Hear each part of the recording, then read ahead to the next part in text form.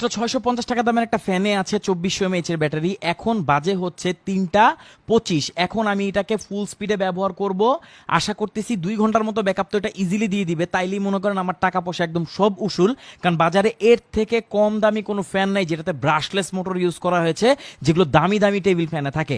তো চলেন দেখি এটা কতক্ষণ চলে। 5 hours later. এই দেখেন এখন বাজে হচ্ছে 6টা 12। তো বুঝতে পারতেছেন 2 ঘন্টার বেশি, অলমোস্ট 3 ঘন্টার মতো ব্যাকআপ দিচ্ছে। এটা আরো চলতেছে, আরো চলবে। আমি যদি লো স্পিডে চালাই এটা আরোক্ষণ চলবে, কিন্তু আমি এটাকে আর চালাবো না, কারণ আমি ফুল স্পিডে এটা টেস্ট করেছি। তো দেখেন ফুল স্পিডে অলমোস্ট 3 ঘন্টার মতো ব্যাটারি ব্যাকআপ দিয়েছে এই ফ্যানটা।